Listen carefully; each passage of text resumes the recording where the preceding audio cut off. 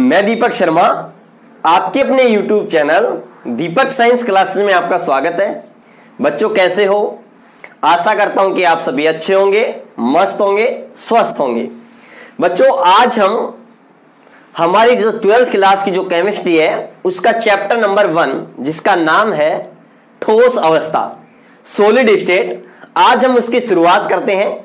ठीक है, अच्छे से समझते हैं एक एक पॉइंट को। आज हम इस क्लास के अंदर बेसिक इंट्रोडक्शन के बारे में बात करेंगे कि ठोस अवस्था होती क्या है, ठोसों के सामान्य गुण कौन कौन से होते हैं, ठोसों का वर्गीकरण कितने टाइप से किया जाता है, किस प्रकार से किया जाता है। क्लियर ये बातें?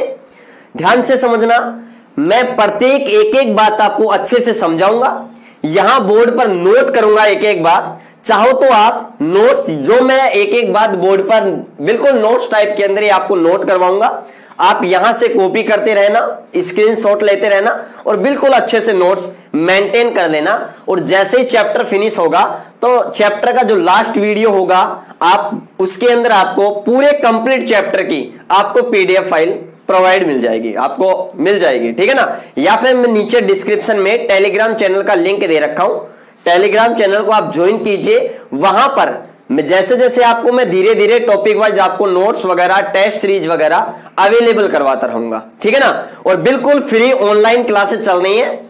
जितने भी आपके फ्रेंड्स वगैरह हैं आप सभी उनको शेयर कीजिए, उनको बताइएगा। ठीक है ना? तो सभी को बताइएगा, ज्यादा से ज्यादा शेयर कीजिएगा ताकि इस फ्री ऑनलाइन क्लासेस का प्रॉफिट सभी स्टूडेंट्स को मिल सके। ठीक है ना? यही इसी उद्देश्य से चलाई जा रही है। ठीक है ना? मैं आपको अच्छे से कंप्लीट सिलेबस करवाऊंगा। ठीक है ना? बस आप तो लगातार अपना जो मैं आपको काम दे रहा हूं आप उसके हिसाब से अकॉर्डिंग चलते रहिएगा। ठीक है ना? तो आपको कहीं कोई दिक्कत वाली बात नहीं है। अगर कोई भी प्रॉब्लम आए इस टॉपिक से रिलेटेड तो आप कमेंट बॉक्स में जाइए, वहां पर आप कमेंट कीजिएगा। ठीक है ना? मैं आपको कोई अगर क्वेश्चन वगैरह पूछने हैं, टेलीग्राम चैनल का लिंक दे रखा हूं, वहां पर भी आप पूछ सकते हो। इंस्टाग्राम अकाउंट का लिंक भी दे रखा हूं, वहां पर भी आप मेरे को पूछ सकते हो। ठीक है ना? तो आज हम बात करते हैं सबसे पहले ठोस अवस्था कि ठोस अवस्था क्या होती है। ठोस अवस्था को पढ़ने से पहले एक बार हम फिर से चलते हैं हमारी 9th 10th क्लास की तरफ, और हमने वहां पर पढ़ा था कि जो पदार्थ होता है जिसे हम क्या कहते हैं, जिसे हम द्रव्य कहते हैं, जिसको हम बोलते हैं मैटर। याद रखिएगा, ये द्रव्य होता है, एक होता है द्रव, दोनों में अंतर होता है। इस द्रव्य का मतलब होता है पदार्थ, सबस्टेंस। इस द्रव्य का मतलब ये द्रव, इस द्रव का मतलब होता है लिक्विड। क्या मतलब होता है? लिक्विड होता है। ध्यान से समझिएगा, लिक्विड। ये जो लिक्विड है ना, इस पदार्थ की क्या है? एक अवस्था है। तो इन दोनों के अंदर भी अंतर होता है। बिल्कुल एक एक बात मैं आपको बारीकी से अच्छे से कवर करवाऊंगा। ठीक है ना? अब ध्यान से समझिएगा। सबसे पहले हम बात करते हैं कि जो द्रव्य और या फिर मैं कहूं पदार्थ का जो वर्गीकरण किया गया था वो कितने टाइप से किया गया था। पदार्थ क्या होता है, हमें एक एक बात बड़ी अच्छी तरीके से समझनी है। तो ध्यान से समझिएगा। अगर मैं बात करूं जो हमारे पास में द्रव्य होता है, जो हमारे पास में मैटर होता है, उसका जो वर्गीकरण है ना वो मुख्य रूप से कितने टाइप से किया गया है? 2 टाइप से किया गया है। कितने टाइप से? 2 प्रकार से किया गया है। ध्यान से समझिएगा। एक वर्गीकरण हमारे पास में आता है भौतिक वर्गीकरण। कौन सा वर्गीकरण आता है? भौतिक वर्गीकरण, या मैं कहूं फिजिकल क्लासिफिकेशन। कौन सा वर्गीकरण? भौतिक वर्गीकरण, या मैं कहूं फिजिकल क्लासिफिकेशन। दूसरा हमारे पास में आता है रासायनिक वर्गीकरण। कौन सा आता है? रासायनिक वर्गीकरण, जिसे मैं कहूं केमिकल क्लासिफिकेशन। ध्यान से समझिएगा, जो हमारे पास में द्रव्य होता है ना उसका जो वर्गीकरण होता है वो 2 प्रकार से किया गया है। एक हमारे पास में भौतिक वर्गीकरण और दूसरा हमारे पास में कौन सा किया गया है? रासायनिक वर्गीकरण। अब ध्यान से समझिएगा। भौतिक वर्गीकरण जो पदार्थ की भौतिक अवस्था के आधार पर किया गया है, पदार्थ की फिजिकल स्टेट को बेस मान करके ये क्लासिफिकेशन किया गया है। और आप सभी को पता है कि भौतिक वर्गीकरण या मैं कहूं पदार्थ की भौतिक अवस्था के आधार पर पदार्थ को 3 भागों में बांटा गया है। कितने भागों में बांटा गया है? तीन भागों में बांटा गया है। एक हमारे पास में आती है ठोस अवस्था, या मैं कहूं एक हमारे पास में क्या आते हैं, ठोस आते हैं। दूसरा हमारे पास में क्या आती है, द्रव आते हैं। और तीसरा हमारे पास में बच्चों क्या आती है, गैस आती हैं। या मैं कहूं एक भौतिक वर्गीकरण जो किया गया है पदार्थ, एक ठोस, दूसरा द्रव और तीसरा हमारे पास में गैस। या मैं कहूं ठोस अवस्था, द्रव अवस्था और गैसीय अवस्था, याद रखिएगा। तो ये हमारे पास में पदार्थ का कौन सा वर्गीकरण हो गया, ये हमारे पास में पदार्थ का कौन सा वर्गीकरण हो गया, भौतिक वर्गीकरण हो गया, ठोस, द्रव और हमारे पास में क्या गया, गैस। ये पदार्थ का भौतिक वर्गीकरण है। क्लियर? अब ध्यान से देखिएगा, पदार्थ की वैसे मुख्य रूप से तीन अवस्थाएं होती हैं। वैसे आपने ये सुना होगा पदार्थ की 5 अवस्था भी होती है, जिनमें चौथी अवस्था होती है प्लाज्मा और पांचवी अवस्था होती है बच्चों BEC, बोस आइंस्टीन कंडेंसेट। ये बोस जगदीश चंद्र बोस या जगदीश चंद्र बसु में बोलूं उनका नाम है, ये आइंस्टीन का नाम है। उन दोनों ने मिलकर के इस पदार्थ की 5वीं अवस्था को खोजा था। इसलिए याद रखना, पदार्थ की चौथी अवस्था प्लाज्मा होती है, 5वीं अवस्था बोस आइंस्टीन कंडेंसेट होती है। हमें देखो केमिस्ट्री पढ़ रहे हैं तो हमें अच्छे से एक एक बात का नॉलेज होना जरूरी है। अगर हम अच्छे से पढ़ेंगे तो हम भी कल किसी को अच्छे से पढ़ा पाएंगे। समझ रहे हो मेरी बात को अच्छे से? तो एक एक बात को आपको बड़े अच्छी तरीके से समझना है, बिल्कुल बेसिक को क्लियर करते हुए पढ़ना है, आगे बढ़ना है। हमने 11th में कितना पढ़ा है कितना नहीं पढ़ा है भूल जाओ उसको, आप 12th क्लास में जबरदस्त मेहनत करो। समझ रहे हो ना? अब देखो, तो हमारे पास में पदार्थ की 3 अवस्थाएं आ गई, ठोस, द्रव और गैस। अगर मैं बात करूं पदार्थ के रासायनिक वर्गीकरण के बारे में, तो पदार्थ का रासायनिक वर्गीकरण इसको 2 पार्ट के अंदर डिवाइडेड किया गया है। कितने पार्ट के अंदर? 2 पार्ट के अंदर। एक हमारे पास में आते हैं शुद्ध पदार्थ। कौन से पदार्थ आते हैं? शुद्ध पदार्थ, बिल्कुल प्योर सब्सटेंस। एक हमारे पास में आते हैं शुद्ध पदार्थ, दूसरा हमारे पास में आता है मिक्सर, मतलब मिश्रण की अगर मैं बात करूं, दूसरा क्या आता है हमारे पास में? मिश्रण, या बात करूं मैं मिक्सर। अब देखो, जो शुद्ध पदार्थ होते हैं इनको फर्दर वापस से कितने भागों में बांटा गया है? 2 भागों में बांटा गया है। कितने भागों में? 2 भागों में इनको वापस से क्लासिफाइड किया गया है। ठीक है ना? वो 2 टाइप्स हमारे पास में कौन कौन से हैं? एक तो हमारे पास में होते हैं एलिमेंट, तत्व, जो केवल और केवल एक ही प्रकार के परमाणुओं से मिलकर बने होते हैं। उन्हें हम क्या कहते हैं? तत्व कहते हैं, एलिमेंट कहते हैं, जो केवल और केवल वन टाइप के एटम से ही उनका क्या होता है? फॉर्मेशन होता है, या मैं कहूं एक ही प्रकार के परमाणुओं से मिलकर बने होते हैं। ठीक है ना? दूसरा हमारे पास में क्या आते हैं? यौगिक आते हैं। क्या आते हैं? यौगिक आते हैं। याद रखिएगा, तो शुद्ध पदार्थों को वापस से कितने भागों में बांटा गया है? एक तो तत्व के अंदर, एक यौगिक के अंदर। एक एलिमेंट हो गया, दूसरा हमारे पास में कंपाउंड्स हो गया।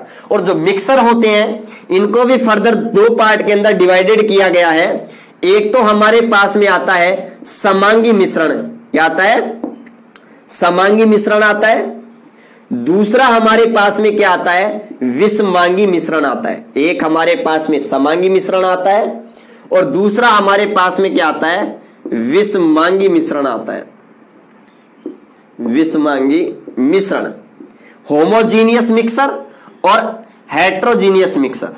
याद रखिएगा, ये 2 टाइप के होते हैं मिश्रण। समांगी मिश्रण हम उन्हें कहते हैं जिनमें जिस मिश्रण के सभी भाग में, मतलब या कहूं मिश्रण बनाते हैं तो क्या होता है? 2 या 2 से अधिक यौगिक या 2 या 2 से अधिक पदार्थ आपस में मिक्स होते हैं। तो अगर मिक्स होते हैं, यदि वे दोनों कंपोनेंट हैं, अगर उन दोनों कंपोनेंट आपस में पूर्ण रूप से मिक्स हो जाएं, पूर्ण रूप से मिश्रित हो जाएं, समझ रहे हो ना? पूर्ण रूप से मिश्रित, या मैं कहूं सभी जगह, अगर मिश्रण के अंदर सभी जगह समान कंपोनेंट हो, सभी जगह समान मिश्रण हो, तो उसको हम कहते हैं समांगी मिश्रण।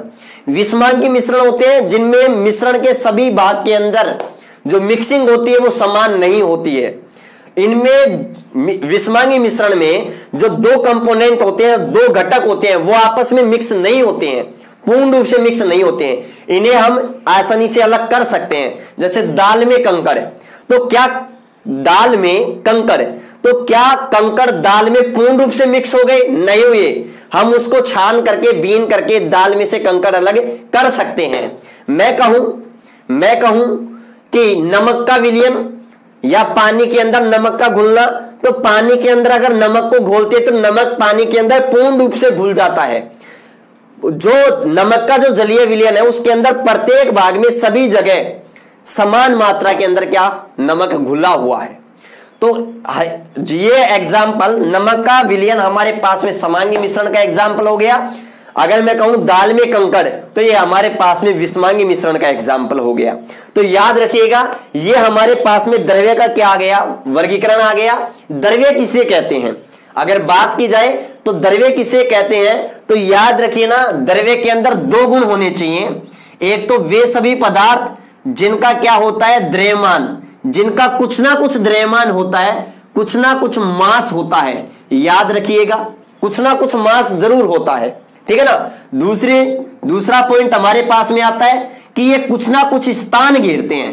क्या घेरते हैं? स्थान घेरते हैं। स्थान घेरते हैं, इसका मतलब ये है कि इनका कुछ ना कुछ क्या होता है? वॉल्यूम भी होता है।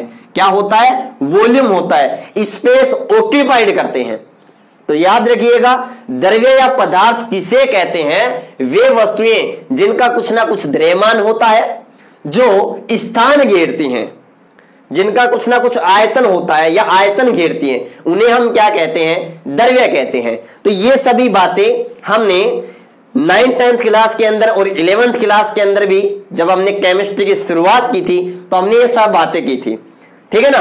लेकिन हम 12th क्लास में केवल बात करेंगे भौतिक वर्गीकरण के अंदर ठोस अवस्था के बारे में, द्रव अवस्था के बारे में और गैस अवस्था के बारे में हमने बात कर ली थी।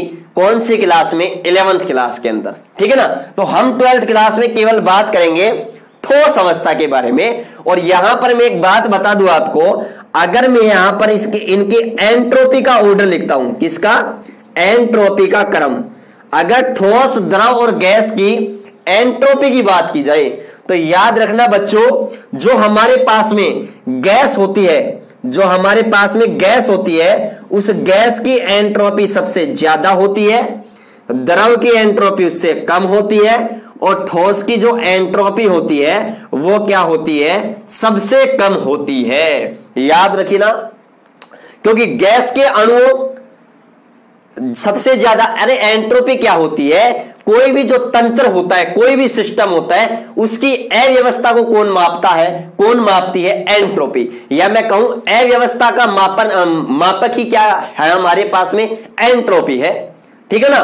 तो सबसे ज्यादा अव्यवस्था किसके अंदर होती है? गैस के अंदर होती है, क्योंकि गैस के अणु स्वतंत्र रूप से कहीं भी, कभी भी, कैसे भी गति कर सकते हैं। इसलिए गैस की एंट्रोपी सबसे ज्यादा होती है और ठोस की एंट्रोपी सबसे कम होती है, क्योंकि ठोस के अंदर जो कण होते हैं, जो अवयवी कण होते हैं, वो आपस में बंधे होते हैं परबल अंतराणुक आकर्षण बल से, इसलिए इनकी एंट्रोपी कम होती है।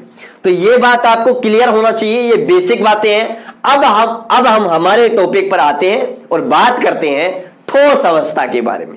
क्लियर है बात? चलो आप इसका स्क्रीनशॉट ले सकते हो, और अगर नोट्स भी उतारना चाहो तो ऐसे कैसे नोट डाउन आप कर सकते हो। क्लियर है बात? अब हम बात करते हैं कि ठोस किसे कहते हैं। अब हमारे टॉपिक पर बात करते हैं, ध्यान से समझिएगा, यहां तक कोई प्रॉब्लम नहीं होनी चाहिए।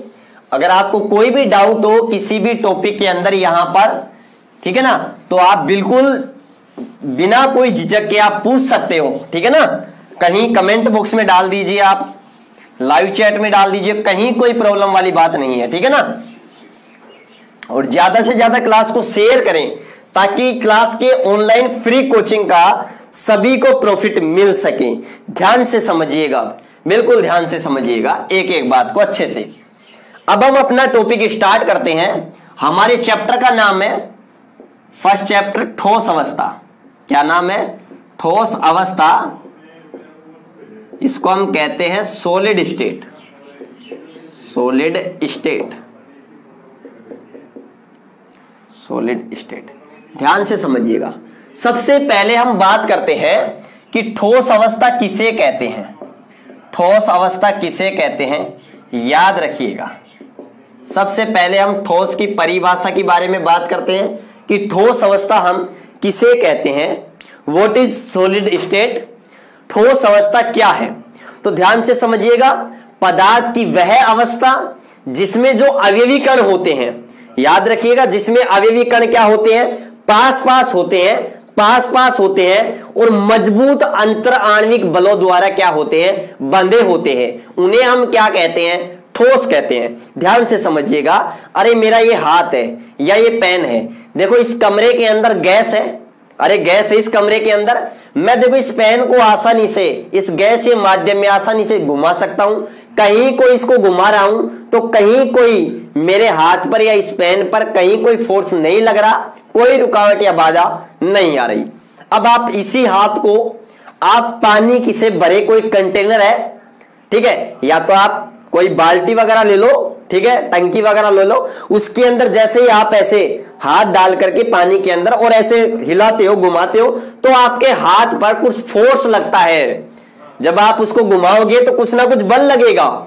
क्यों? क्योंकि द्रव के अंदर जो अवयवी कण है, अरे अवयवी कण क्या है, वो जो पदार्थ जिनसे मिलकर बना है ना, उसको कहते हैं अवयवी कण। उसको क्या कहते हैं, अवयवी कण। और वो अवयवी कण या तो अणु भी हो सकते हैं, या परमाणु भी हो सकते हैं, और या आयन भी हो सकते हैं। समझ रहे हो ना मेरी बात। अवयवी कण किसे कहते हैं, मैं बार बार बोलूंगा यहां पर कि ये अवयवी कण। अरे अवयवी कण क्या है, कोई भी जो ठोस है या द्रव है या गैस है जिससे मिलकर बना है ना, वो अवयवी कण है। और वो अवयवी कण अगर मैं ठोस के बारे में बात करूं तो या तो वो परमाणु भी हो सकता है, या वो अणु भी हो सकता है, या वो क्या हो सकता है, आयन भी हो सकता है। समझ गए ना। तो ध्यान से समझिएगा, तो जो द्रव में बात कर रहा हूं, पानी के बारे में बात कर रहा हूं, जो जिस अवयवी कण से मिलकर बना है, वो अवयवी कण गैस की तुलना में पास पास हैं। और अगर मैं इस हाथ को किसी ठोस में दे सकता हूं क्या, अरे नहीं। क्यों? क्योंकि ठोसों के अंदर ये जो अवयवी कण है ना, बहुत पास पास है, और ये पास पास मजबूत अंतर आणविक आकर्षण बल द्वारा क्या है, बंधे हुए हैं। तो क्या परिभाषा बोल सकते हैं, तो याद रखिएगा, हम ठोस अवस्था किसे कहते हैं, पदार्थ की वह अवस्था जिसमें अवयवी कणों के मध्य परबल अंतर आणविक आकर्षण बल से बंधे होते हैं या होता है, उन्हें हम क्या कहते हैं, ठोस अवस्था कहते हैं। यहां तक कोई भी आपको दिक्कत वाली बात नहीं होनी चाहिए। तो ठोस अवस्था किसे कहते हैं, हमारी परिभाषा हम क्या लिखेंगे, हम लिखेंगे पदार्थ की वह अवस्था, पदार्थ की वह अवस्था जिसमें अवयवी कण, अवयवी कण क्या हो सकते हैं, अणु, अवयवी कण क्या हो सकते हैं, अणु भी हो सकते हैं, परमाणु भी हो सकते हैं, आयन भी हो सकते हैं। याद रखिएगा, तो पदार्थ की वह अवस्था जिसमें अवयवी कण, याद रखिएगा, जिसमें अवयवी कण या अवयवी कणों के मध्य, अवयवी कणों के मध्य परबल अंतर आणविक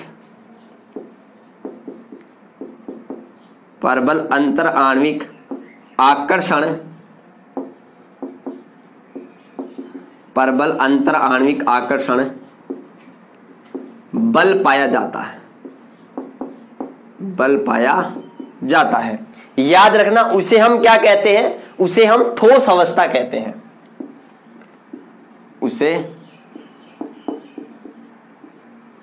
उसे ठोस अवस्था, ठोस अवस्था, सॉलिड स्टेट कहते हैं। याद रखिएगा, अच्छे से समझिएगा, पदार्थ की वह अवस्था जिसमें अवयवी कण, अवयवी कण क्या हो सकते हैं, किसे कहते हैं, जो ठोस है, हमारे पास में कोई भी ठोस है, वो जिस प्रकार के कणों से मिलकर बना होता है, उन कणों को क्या कहते हैं, अवयवी कण कहते हैं बच्चों। और वो अवयवी कण अणु भी हो सकते हैं, परमाणु भी हो सकते हैं, और आयन भी हो सकते हैं। भाई आयनिक ठोस है तो आयन होंगे, समझ रहे हो ना मेरी बात? हम आगे आगे जैसे बढ़ते जाओगे आप अच्छे से समझते जाओगे और भी अच्छी तरीके से। और उनके मध्य प्रबल अंतर आणविक आकर्षण बल पाया जाता है, इसलिए याद रखना बच्चों, ठोसों के अंदर अवयवी कण बहुत पास पास होते हैं, ठीक है ना। और उनके मध्य प्रबल अंतराणविक आकर्षण बल पाया जाता है, इसीलिए तो ठोस कठोर होते हैं, इसीलिए तो ठोस कठोर होते हैं, इसीलिए तो ठोसों के गलनांक और क्वथनांक के मान ज्यादा होते हैं। समझ रहे हो ना? इन सभी का रीजन ये प्रबल अंतराणविक आकर्षण बल ही होता है। इसलिए ठोसों के अवयवी कणों के मध्य जो बीच की डिस्टेंस है, जिसे हम बोलते हैं अंतर आणविक दूरी, अंतर आणविक दूरी डिस्टेंस, इंटरन्यूक्लियर डिस्टेंस।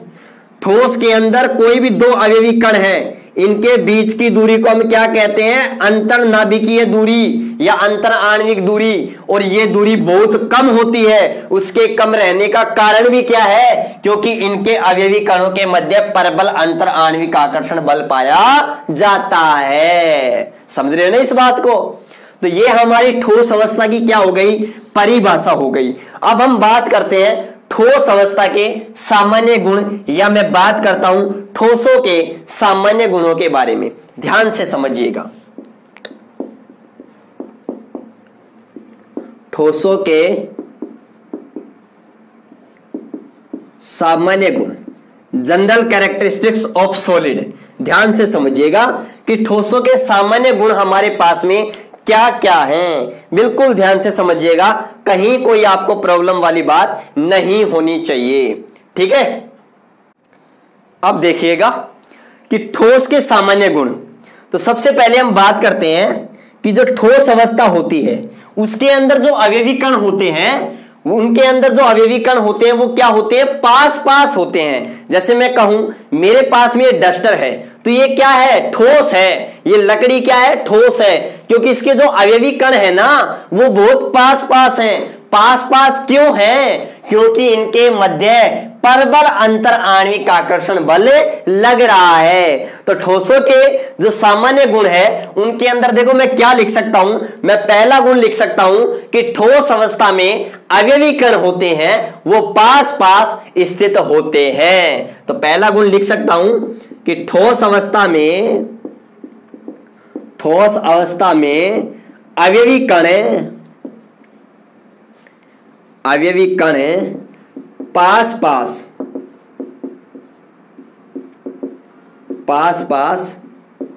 स्थित होते हैं, पास पास स्थित होते हैं। और क्यों होते हैं? क्योंकि इनके मध्य है ना प्रबल अंतराणविक आकर्षण बल क्या करता है? कार्य करता है। याद रखना इस बात को।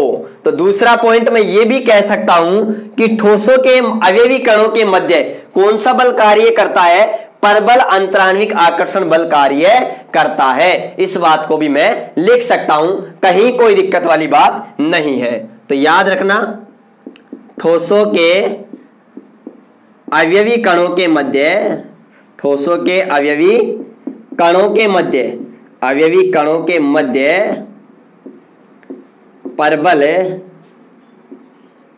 प्रबल अंतर आणविक आकर्षण बल, याद रखना ठोसों के अवयवी कणों के मध्य प्रबल अंतर आणविक आकर्षण बल पाया जाता है, ठीक है ना, बल पाया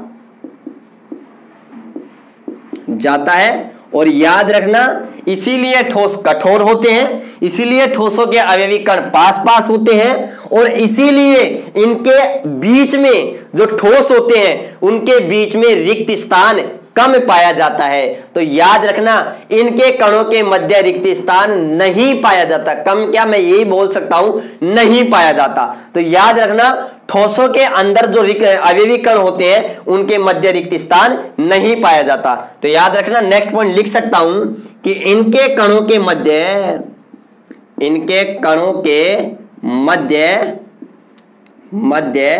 रिक्त स्थान नहीं पाया जाता, नहीं पाया जाता है। क्यों नहीं पाया जाता?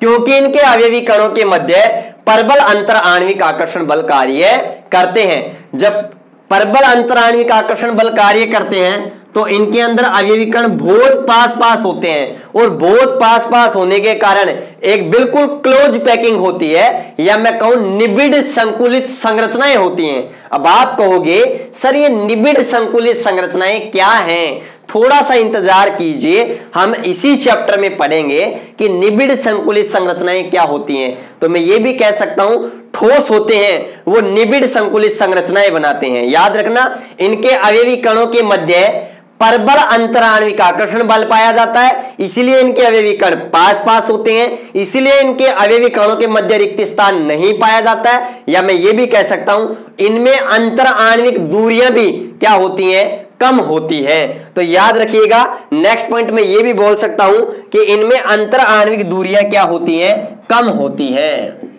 तो याद रखना, ठोसों में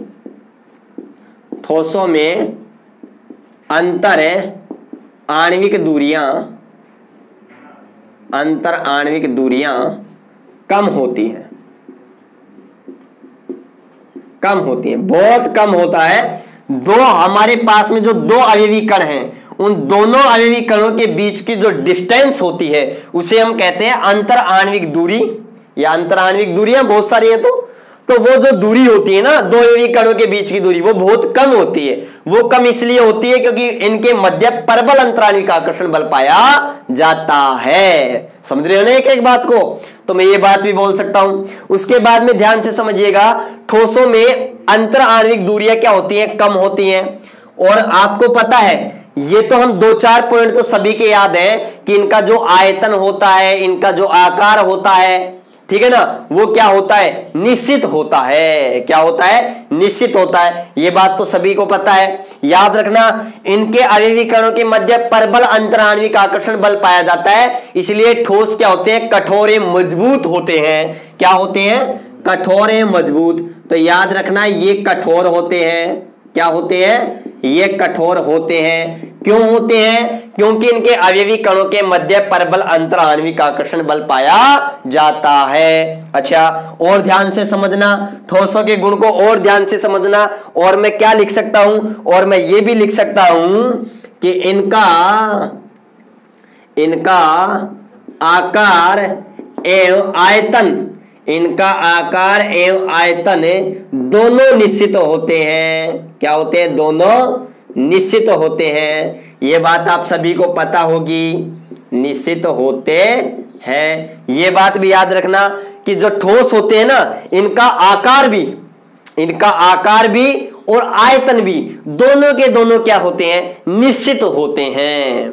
समझ गए ना? इस बात को भी ध्यान रखना। और हम क्या लिख सकते हैं? और हम ये लिख सकते हैं, इनके गलनांक और क्वथनांक का मान भी क्या होता है? उच्च होता है, ज्यादा होता है। क्यों होता है? अरे इसलिए होता है क्योंकि इनमें अवयवी कणों के मध्य परबल अंतर आणविक आकर्षण बल पाया जाता है। परबल अंतर आणविक आकर्षण बल पाया जाता है। तो एक बात बताओ, जब हम इनको गर्म करेंगे तो इनके दोनों अवयवी कणों के बीच में परबल अंतर आणविक आकर्षण बल पाया जाता है। तो जब गर्म करेंगे तो इस बल को तोड़ने के लिए हमें ज्यादा ऊर्जा देनी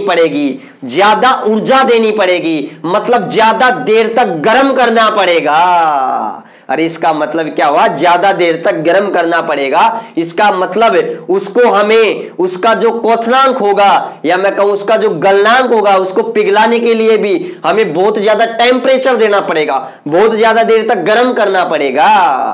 तो ये मैं बोल सकता हूं कि ठोसों के गलनांक और क्वथनांक के मान क्या होते हैं? उच्च होते हैं, ज्यादा होते हैं। क्यों होते हैं? क्योंकि इनके अवयवी कणों के मध्य परबल अंतर आणविक आकर्षण बल पाए जाते हैं। क्लियर ये बात? तो मैं नेक्स्ट क्या बोल सकता हूं कि इनके गलनांक एवं क्वथनांक, इनके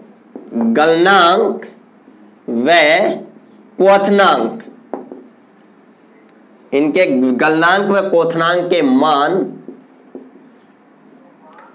अधिक होते हैं। क्या होते हैं? अधिक होते हैं। तो याद रखना, ठोसों के गलनांक और क्वथनांक का मान क्या होता है, ज्यादा होता है। क्लियर ये बात कि ज्यादा क्यों होता है? अगर आपसे क्वेश्चन पूछ लिया जाए ठोसों के गलनांक के क्वथनांक का मान उच्च होता है, क्यों? क्योंकि इनमें अवयवी कणों के मध्य परबल अंतर आणविक आकर्षण बल पाया जाता है। ठोस कठोर होते हैं, क्यों? क्योंकि ठोसों के अंदर अवयवी कण पास पास होते हैं और इनके अवयवी कणों के मध्य परबल अंतर आणविक आकर्षण बल पाया जाता है, इसीलिए ठोस कठोर होते हैं। क्लियर ये बात? चलो यहां तक आप स्क्रीनशॉट लीजिएगा, उसके बाद में मैं नेक्स्ट बात करता हूं नेक्स्ट गुणों के बारे में। क्लियर ये बात? अब हम नेक्स्ट गुण के बारे में बात करते हैं। नेक्स्ट गुण में क्या लिख सकता हूं? अगर मैं ठोस के घनत्व के बारे में बात करूं, किसके बारे में बात करूं? ठोस के घनत्व के बारे में बात करूं तो आपको पता है ठोसों का जो घनत्व होता है ना, घनत्व है वो द्रव और गैस की तुलना में क्या होता है, ज्यादा होता है।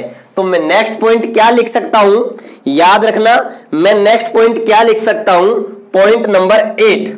पॉइंट नंबर मैं 8 क्या लिख सकता हूं कि ठोसों का घनत्व, ठोसों का घनत्व द्रव एवं गैसों की तुलना में, द्रवों एवं गैसों की तुलना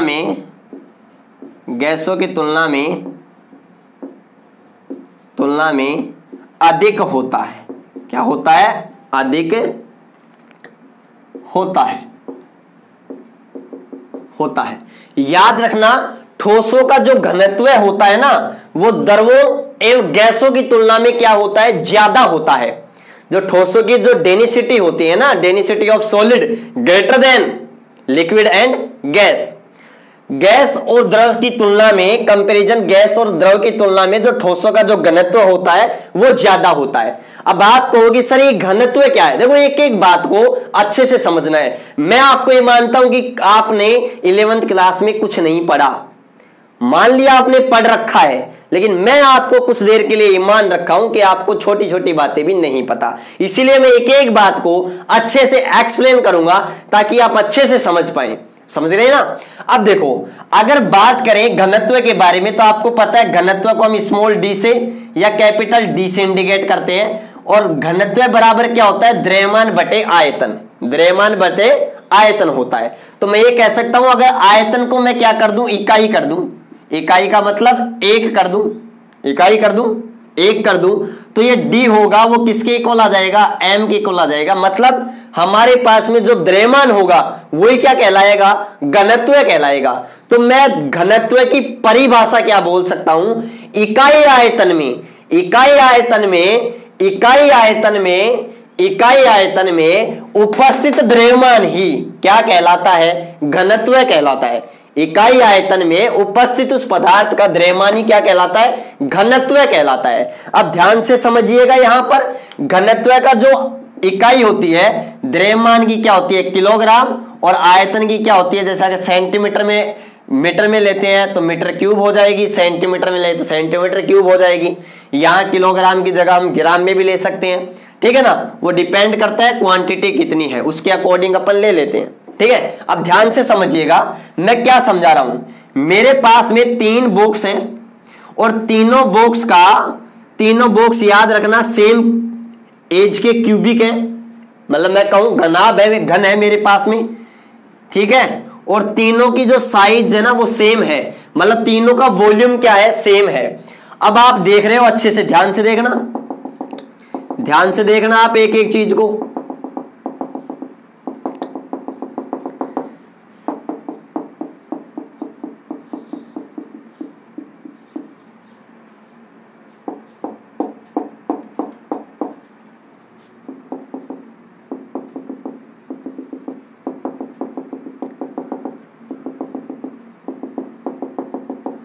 अगर मैं आपको बताऊं इस कंटेनर में, इसे जो हमारे पास में बॉक्स है ये ठोस है, इसके अंदर द्रव भरा है और इसके अंदर क्या भरी है, गैस भरी है।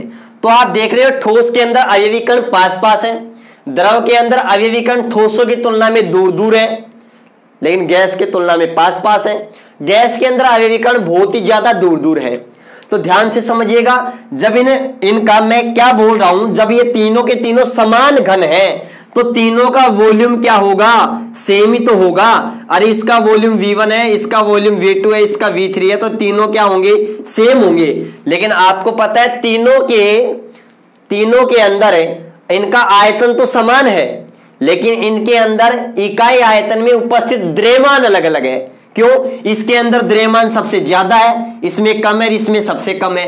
क्यों है? क्योंकि इसके इकाई आयतन में अवयवी कणों की संख्या ज्यादा है। अरे आयतन तो इसका और इसका दोनों का सेम है, लेकिन इसके आयतन में जो अवयवी कण है उनकी संख्या ज्यादा है, वो पास पास है। इसके अंदर अवयवी कणों की संख्या कम है, दूर दूर है। तो अवयवी कणों की संख्या ज्यादा है तो द्रव्यमान भी तो ज्यादा होगा ना। तो इसलिए बोलते हैं यहां पर ठोस का जो घनत्व होगा ज्यादा होगा किसकी तुलना में, द्रव की तुलना में। द्रव और गैस की बात करें तो आयतन तो सेम है, वही बात आ गई अवयवी कणों की संख्या। तो द्रव के अंदर इकाई आयतन में अवयवी कणों की संख्या ज्यादा होती है, इसलिए इसका इकाई आयतन में द्रव्यमान भी क्या होगा, ज्यादा होगा। आयतन यहां दोनों सेम कर रखा हूं मैं। तो याद रखिएगा ठोसों का जो घनत्व होता है वो द्रव और गैस की तुलना में क्या होता है, ज्यादा होता है। तो अगर मैं घनत्व का क्रम लिखूं, किसका, घनत्व का क्रम लिखता हूं, ऑर्डर लिखता हूं, तो याद रखना ठोस का सबसे ज्यादा होता है, उससे क्रम द्रव का होता है, और सबसे कम किसका होता है, गैस का होता है। इस बात को आप याद रखिएगा। क्लियर है बात। नेक्स्ट पॉइंट और मैं क्या लिख सकता हूं, नेक्स्ट पॉइंट में ये भी बोल सकता हूं कि जो ठोस होते हैं ना वो असंपीड्य होते हैं। क्या होते हैं, असंपीड्य होते हैं। इनको हम कंपैक्ट नहीं कर सकते, ठीक है ना, याद रखना ये असंपीड्य होते हैं, नॉन कंप्रेसिबल होते हैं। तो ठोस असंपीड्य होते हैं, ठीक है ना। दाब लगा करके, या मैं कहूं देखो जैसे हमारे पास में ये डस्टर है, अगर मैं इसको कंप्रेस करता हूं तो ये कंप्रेस नहीं होता है, ये असंपीड्य है, संपीड्य नहीं है, ठीक है ना, याद रखना इस बात को भी। अच्छा नेक्स्ट अगर बात करूं, नेक्स्ट गुण के बारे में बात करूं तो याद रखना ठोस अवस्था में अवयवी कण होते हैं। ठोस अवस्था में जो अवयवी कण होते हैं वे अपनी माध्य स्थिति के सापेक्ष दोलन गति करते हैं। क्या करते हैं, दोलन गति, या मैं कहूं कंपन गति करते हैं। तो याद रखिएगा ठोस अवस्था में अवयवी कण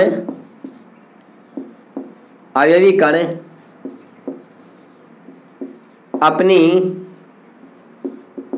माध्य स्थिति के सापेक्ष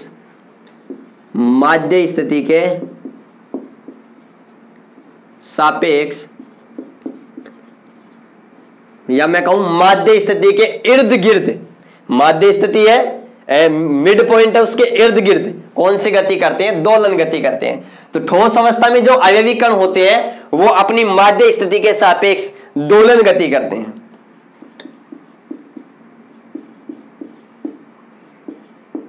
याद रखिएगा। नेक्स्ट पॉइंट और मैं क्या लिख सकता हूं, मैं ये भी लिख सकता हूं, ध्यान से समझिएगा, एक एक बात को अच्छी तरीके से समझिएगा। ठोस अवस्था में कणों का जो प्रवाह होता है वो संभव नहीं होता है। कण एक स्थान से दूसरे स्थान पर के प्रवाह होकर के नहीं जा सकते। याद रखना जिनमें कणों का क्या हो जाए, प्रवाह हो जाए, जिनमें कण बहने लगे, प्रवाह हो जाए या बहने लगे, उन्हें हम क्या कहते हैं, तरल। और तरल कौन होते हैं, अरे बच्चों तरल द्रव और गैस दोनों होते हैं। याद रखना काफी लोग ऐसे सोचते हैं यार कण एक स्थान से दूसरे स्थान पर तो प्रवाहित गैस में ही होते हैं। गैस में कण एक स्थान से दूसरे स्थान पर प्रवाहित होते रहते हैं, या मतलब बहते रहते हैं। बहने का गुण किन में पाया जाता है, द्रव के अंदर भी पाया जाता है। याद रखिएगा। तो याद रखिएगा जिनमें बहने का गुण पाया जाता है, प्रवाह होने का गुण पाया जाता है, वो क्या कहलाते हैं, तरल कहलाते हैं। और तरल ठोस भी होते हैं तो तरल ठोस नहीं, तरल गैस भी होते हैं तो तरल द्रव भी होते हैं। याद रखना द्रव और गैस दोनों तरल हैं, ठीक है ना, जबकि ठोस तरल नहीं है। इस बात को भी याद रखिएगा।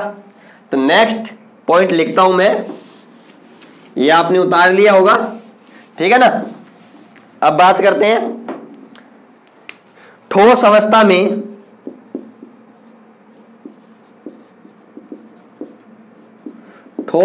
में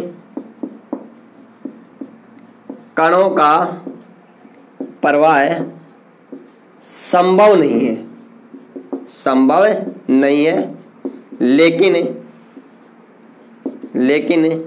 गलित अवस्था में, अगर ठोस को ही हम क्या कर ले, गड़ा लें उसकी मोल्टन फेज के अंदर, लेकिन गलित अवस्था में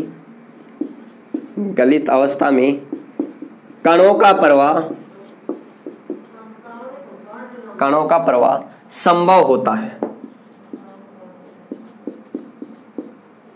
इस बात को भी याद रखिएगा। और नेक्स्ट पॉइंट में लिख सकता हूं, क्या लिख सकता हूं, ठोसों की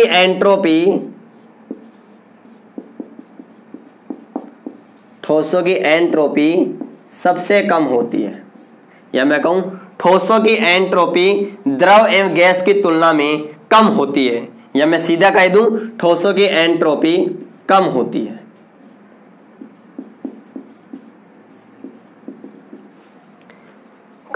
है। तो अगर मैं एंट्रोपी का ऑर्डर लिखूं, क्रम लिखूं, तो हमारे पास में क्या होगा, हमारे पास में इनका क्रम क्या आएगा, ध्यान से देखिएगा। एंट्रोपी का क्रम, तो हमारे पास में एंट्रोपी का क्रम आता है, सबसे ज्यादा गैस की होती है, उससे कम लिक्विड की होती है, और सबसे कम किसकी होती है, सॉलिड की होती है। याद रखना अच्छे से, ठीक है ना। ये हमारे पास में किसका ऑर्डर आ गया, एंट्रोपी का ऑर्डर आ गया। यहां तक आपको कोई भी प्रॉब्लम नहीं होनी चाहिए, ठीक है ना। और अगर विसरण के गुण के बारे में बात करें, परासरण के गुण के बारे में बात करें, तो ये सभी गुण ठोसों के अंदर नहीं पाए जाते हैं। याद रखिएगा इस चीज को अच्छी तरीके से, ठीक है ना। तो आज हमने इस क्लास के अंदर बात किया है किसके बारे में, ठोस अवस्था के बारे में। ठोस अवस्था किसे कहते हैं, ठोसों के सामान्य गुण क्या होते हैं, ठीक है। अगली क्लास में हम पढ़ेंगे ठोसों के वर्गीकरण के बारे में। किसके बारे में, ठोसों के वर्गीकरण के बारे में, ठीक है ना। तो क्लास पसंद आई है तो ज्यादा से ज्यादा लाइक करें, शेयर करें, चैनल को सब्सक्राइब करना बिल्कुल ना भूलें, बेल आइकन दबा लें, ताकि जैसे ही क्लास आए आपको तुरंत नोटिफिकेशन मिल जाए। और जितने भी स्टूडेंट्स हैं जिनको कोचिंग की आवश्यकता है, जिनको कहीं ना अच्छा मैटर नहीं मिल रहा है, आप सभी उनको अपने फ्रेंड्स लोगों को बताएं, शेयर करें उनसे, ताकि वो भी इस पूरी ऑनलाइन फ्री क्लासेस का मजा ले पाए, ठीक है। तो मिलते हैं नेक्स्ट क्लास में, तब तक आप सभी का बहुत बहुत धन्यवाद।